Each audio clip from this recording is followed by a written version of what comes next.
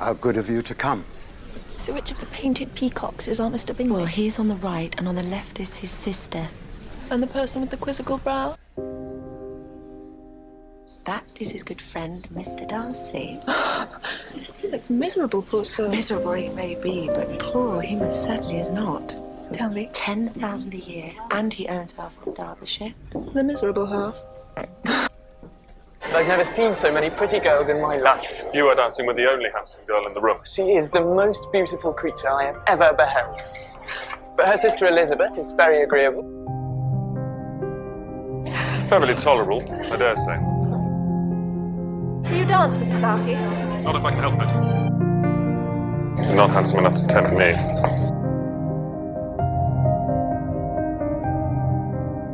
You'd better return to your partner and enjoy her smile. You're wasting your time with me.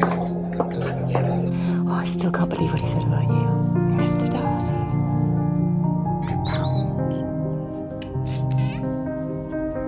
Mr. Darcy?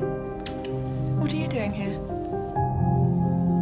I can more easily forgive his vanity had he not wounded mine. What do you recommend to encourage affection? Dancing. Even if one's partner is barely tolerable. You're too proud, Mr. Darcy. And would you consider pride a fault or a virtue? That I couldn't say.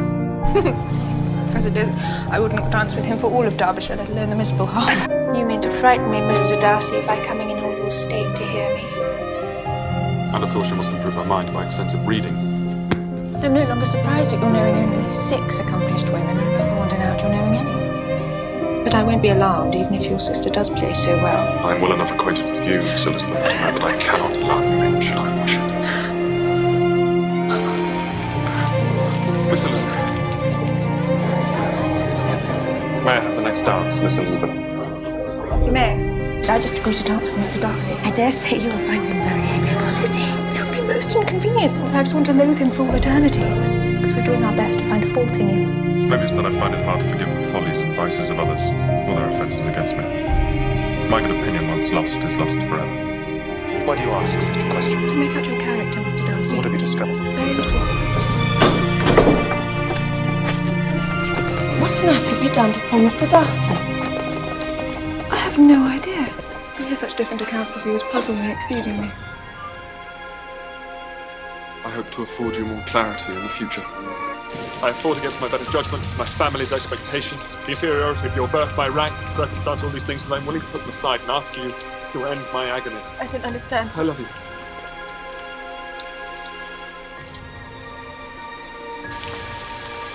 Most ardent. I wonder he doesn't marry and secure a lasting convenience of that kind.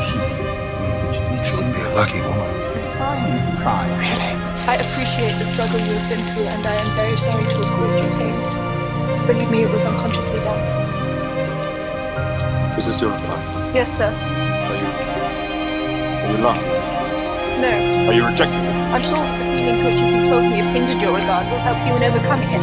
He recently came to the rescue of one of his friends just in time. What happened? He saved the man from imprudent marriage. Who was the man?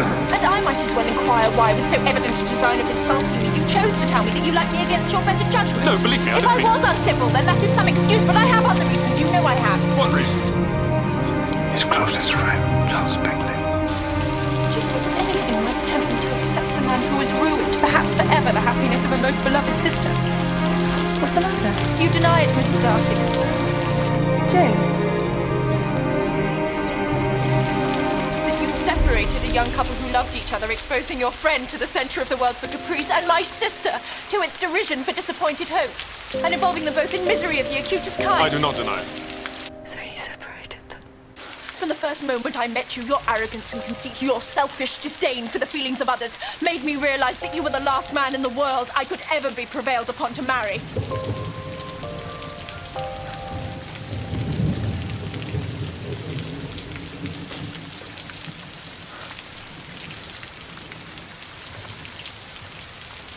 Forgive me, madam, for taking up so much of your time.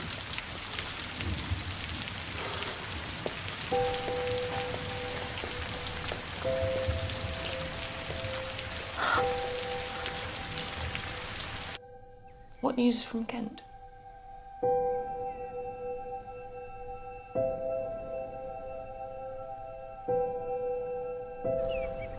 Nothing. Lizzie?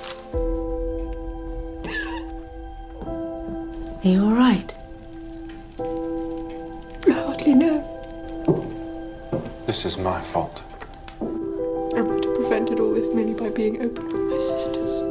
What are men compared to rocks and mountains? Believe me, men are either eaten up with arrogance or stupidity. If they are amiable, they're so easily led, they have no minds of their own whatsoever. Oh, take care, my love. That savours strongly of bitterness. A girl likes to be crossed in love now and then. It gives her something to think of, and a sort of distinction amongst her companions. I'm sorry, though, that he came with Mr. Darcy. Excuse me. Don't say that. Why ever not? I've been so blind.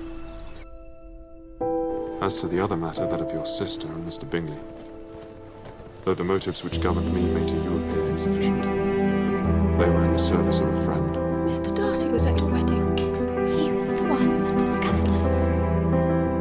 He paid for the wedding. Wickham's commissioner. It's everything. But don't tell anyone. He told me not to tell. Oh, Lizzie, if I could but see you so happy, if there was such a loved man for you. I thought you hated the man. No, Papa. He's not proud. I was wrong. I was entirely wrong about him. Pa, if I told you what he was really like, what he's done. What has he done? After what you have done for Lydia, and I suspect for Jane also, it is I who should be making amends. You must know. Surely you must know it was all for you. He and I are so similar. Mr. Darcy's not half as I might have seen sometimes. But she doesn't like him. I thought she didn't like him. So did I, so did we all. I must have been wrong. You really do love him, don't you?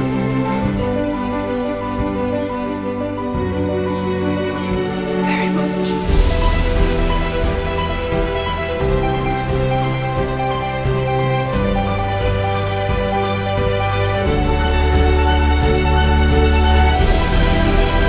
I could not have parted with you, my Lizzie.